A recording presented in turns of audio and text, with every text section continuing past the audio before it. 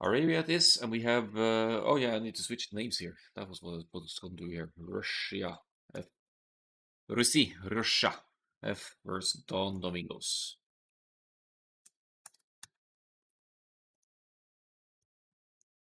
Yeah, it's working now. I think I realized the issue, Deco, possibly, is that I loaded in the next game while I still had the um, score overlay from Capture H running from the previous game, and I think that messed things up. I think that could be it. But that's just speculation. I'll send you the log file after casting, I guess, and you could see if there's something else. So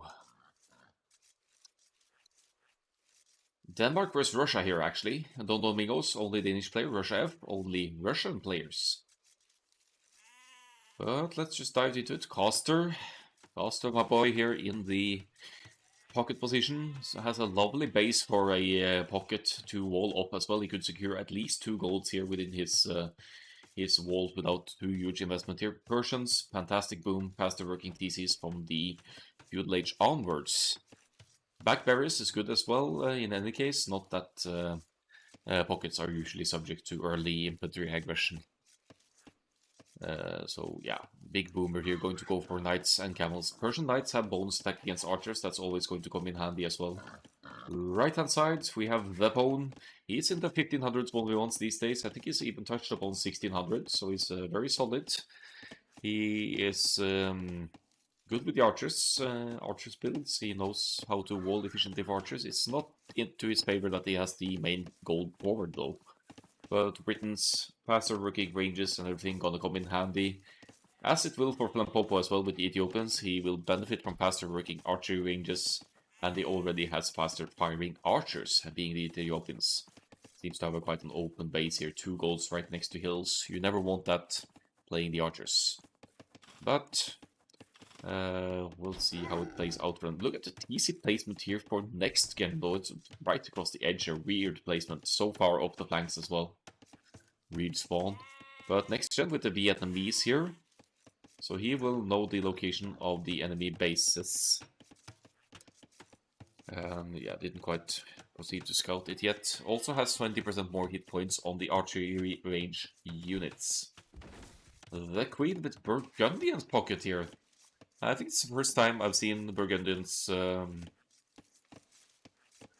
3v3 Arabia for League of Empires, but we might have some more surprises going for us. And early Paladin could be cool to see here if the Queen is going for the early eco upgrades here to benefit the scouts, or some early Cavaliers and Paladins here.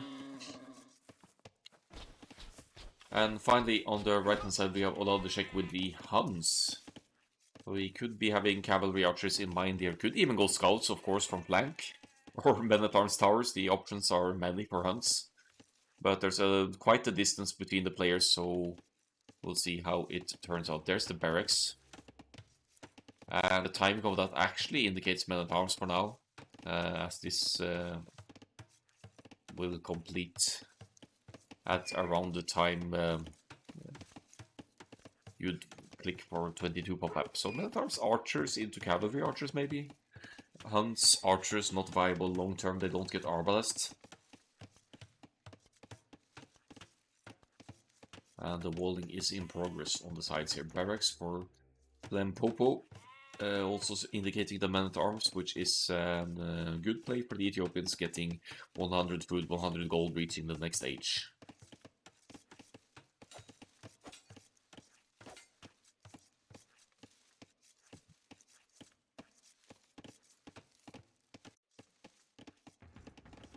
Three militia in queue, and alright, so it's not men-at-arms actually, it's a drush for Oladeshek here. So, and probably a little bit later to the drush timing since it's Huns and you lack starting wood, 100 starting wood, but still going to have some merit here. I think the berries are forward. And the pawn isn't completely closed yet, so we'll see how this works out here. Did he scout it, by the way, the pawn? The pawn? What kind of scouting is this? You just spot the woodline and that's it? Alright, enter the Angry House. Oh, no. Now we might see it. Oladishek just gallantly passing the enemy base as well. The stone here could actually be a neutral stone since you only see 3 tiles, but it is in fact 4.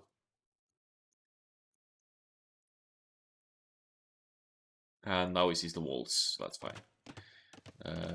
What's not fine is that the militia here... Oh, that's beautiful! Dark Age walls, you pound through these with militia. Very long distance between the planks indeed. Confusing. Especially left hand side looks really far off. Look at the pocket and the flank between the yellow and the purple here as well. They're really close as compared to Russia F here. These are still Dark Age walls for the Bone though, but it's about to reach the field age. I don't think Oladishek will break in, sadly.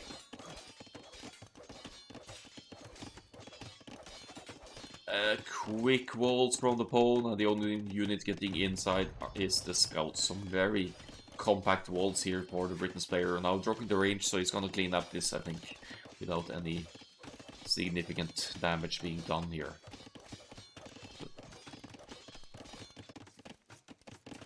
Clearing enemy locations here. Double ranges for the Vietnamese. Straight double archers here by the looks of it. Whereas the Popo, I said men-at-arms, but I think he didn't make those. I think he went straight archers as well. 2 ranges here, mirroring the approach of the enemy on the left-hand side.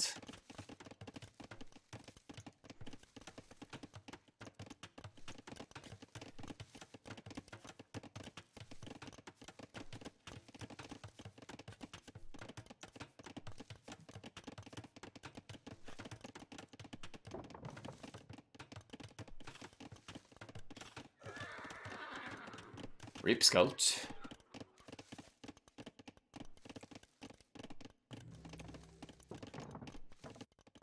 So what's going on here? Archers moving forward for next gen.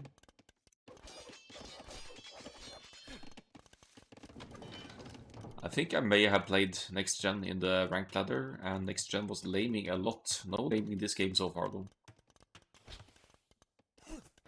But that could have been a different next gen as well, of course. Scouts from both pockets are out now, Burgundian scouts, and they are in the mass here. They are outnumbering, I think, 7 scouts to 5, yep.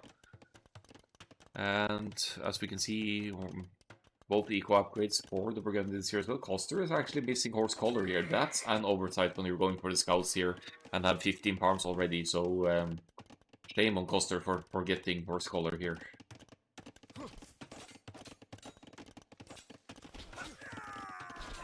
Good engagement for Russia F here, I'd say. Vietnamese archers with the extra hit points here. Neither player has fletching. Flanpopo has fletching actually, but is still facing superior numbers here.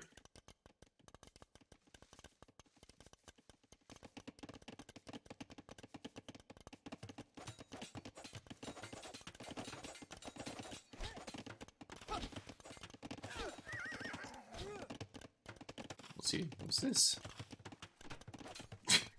Just one scout just poking away. Oladishek with double ranges, archers here as well. No skirms defense actually, maybe a mix here. Expecting to play a 1v1 on his right hand side here. Burgundy scouts still outnumbering the Persian ones here. But Koster is adding more as well to match the numbers. Lampopo did lose his initial archer's volley, but is keeping them safely within his own walls here. To wait to engage together with his teammate, maybe. In the meantime, we have Castle Age on the way for Oladishek, because he did go for the rush here. That's to be followed up with a fast castle, and who knows what Cav Archers maybe. I like the preemptive tower on the main goal as well, just in case the Pone is able to break through here. The Pone, however, it's miles away from the Castle Age here, so he's gonna struggle against Oladishek's numbers here, whatever army Oladishek brings out, and he's doing skirmishers for now, so that might be elite skirmishers come the Castle Age if the eco allows. Nah, it doesn't really.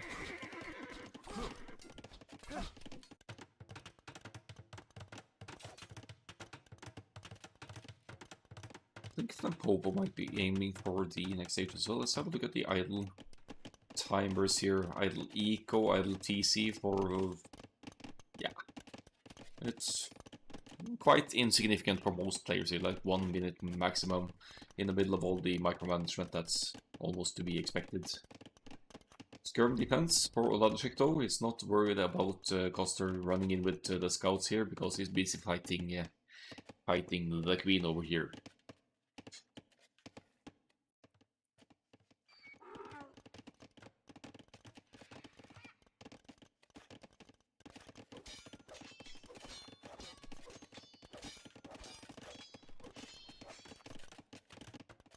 Team walls for the Russia F here as well.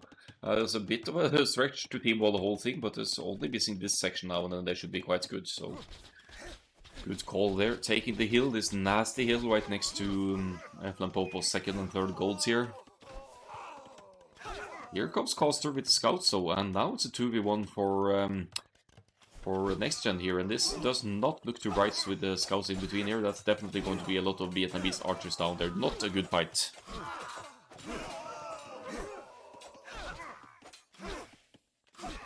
Russia F team play. Yeah, that was subpar engagement, I'd say, for next gen there, being left all alone with his archers in the middle of a 1v2 here. Cav archers, it is for Oladchik here, as expected for the hunts. I'd say we have... okay, it's double ranges for now. Hunts, cavalry archers are cheaper, so they're easier to mass than for other civilizations. The Pone pulls the archers back. He has quite the army here. And once he gets to the cast stage and gets that +1 range for the Britain's crossbows, then he should be able to contest cav archers to some extent here. But he still has a way to go. It's 1 minute 40 seconds left for the cast stage. Overall military well in favor of Don Domingos here though. But they're also lagging behind to the cast stage transition.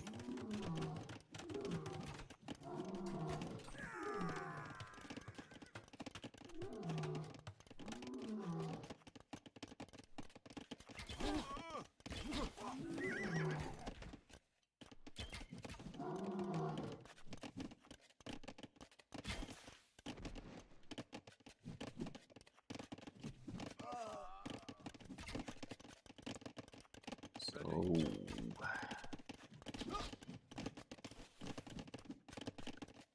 chasing the numbers here, skirmishers and cavalry archers. Still 20 seconds to go for cast stage. I think the Pone loses a lot of archers numbers here now before he can get to crossbows. If Oladchik plays his cards right here, he's playing cav archers nicely here, using the skirmishers as kind of the meat shield here. But that's gonna work out fine. Skirmishers counter archers as well. Cast stage is in for the Pone, but it's still a while away for Bodkin and crossbow to kick in here for the Britons.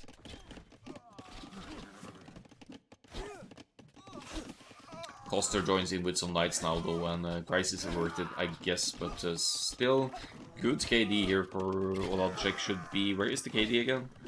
Oh, there it is. 19 to 11, 20 to 12. Let's have a look at the other side here, see what's going on. Still some scouts pounding away from the queen here, and some action on the left hand side here. The Koster making use of the stray scouts, but they're not going to be able to break through here. Last bit of walling to the edge here. And the team wall is soon complete for Russia F here if they want to extend this section here. Full on skirm's defense on this side, so Russia F sure loves their skirm by the looks of it. But it's also a good call against enemy larger masses, of course, of army. Pulling the cavalry archers back here now.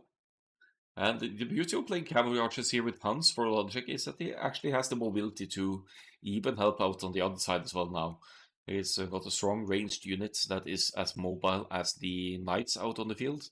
And when you get to a crucial mass of cav archers, it's really tough to stop them. Skirmishers just don't have the mobility. And unless you have Berbers and Genitors or cavalry archers, or siege onagers, it's a pickle to stop them. 2 TCs for Burgundies here, playing it quite common in terms of the eco upgrades and everything here, but we have Cavalier though, which is kind of cool with to see with the Burgundians. They get Cavalier in the cast stage. They have that +2 armor as well and +2 attack. So these guys are no joke, and it's full-on skirmishers for next gen here, which is ballsy choice considering that Persian knights might enter the field. Oladeshek is playing the mobility over here with the cavalry archers to try and get some raids in on Koster though, and more importantly keeping Koster busy with the knights at home here, leaving Russia F's teammates here to engage against the mass of Ethiopian squad here. Oh, but don't go off the hill! Don't lose the hill!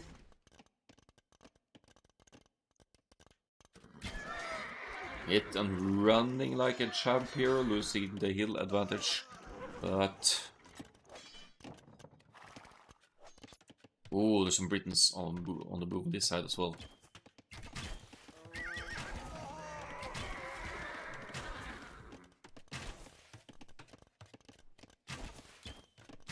Yeah, it's true, the Persian knights have extra attack. So that's a pity there to run into Persian knights.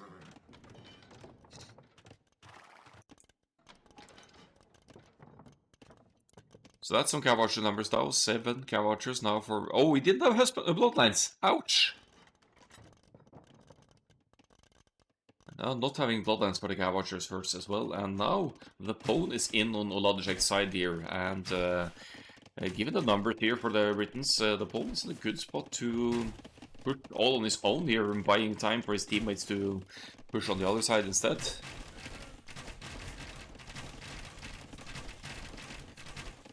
So where's the defensive siege workshop here?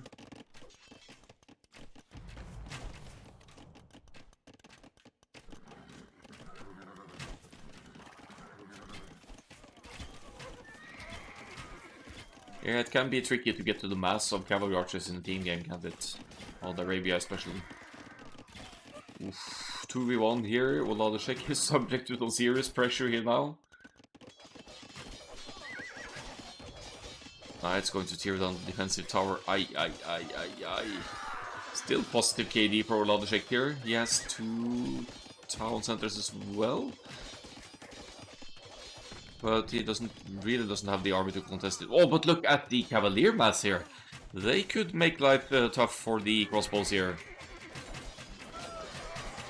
Well, that's some serious army commitment from the Queen here. And the cheaper Paladins as well in the Imperial Age is going to give Russia a serious power spike in the Imperial Age here if they can survive that far. And right now, suddenly with that cleanup, it looks a lot better. That's all of the crossbows down for the Pone, who now is only left with 14 of them. Cav Archer numbers back on track as well. 4 ranges producing for Oladeshek here.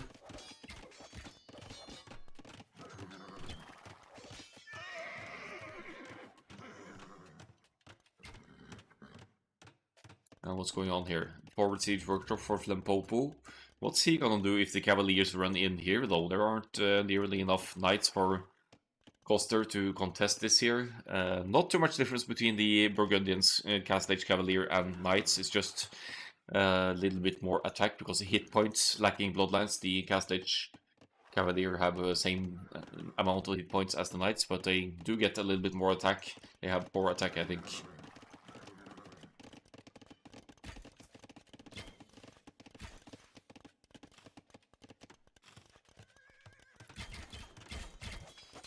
Or maybe not. Oh, it's tough for the Britons. The Pole with the quick walls again. And now we have Flempopo going for some raids on the pocket here. Good call. It means that the Queen will need to pull the Cavaliers, some of the Cavaliers back potentially to deal with the raids here. And no defensive siege workshop here for the Burgundians. And this is going to be some serious damage on the green player here.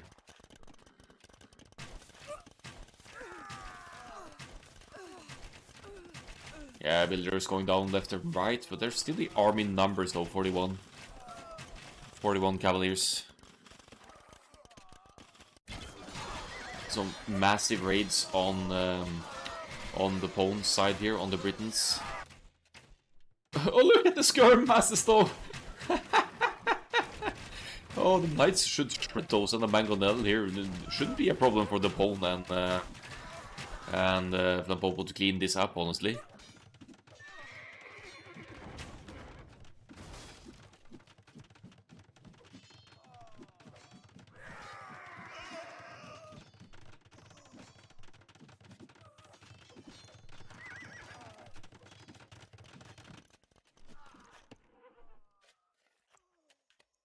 Did decent here. There are Vietnamese curves, so they are slightly tankier, of course. And let's have a look at the rates on the other side here. Cavalry archers in masses now, 28 cavalry archers for...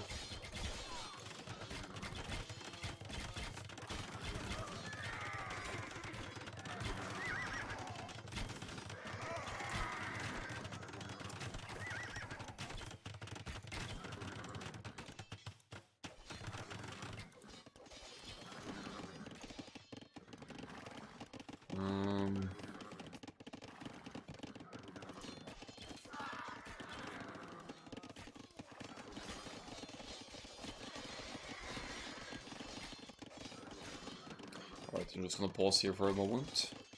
The games are still going, but my stream is offline for reasons I cannot fathom. Twitch, why are you doing this to me? I'm gonna restart the stream.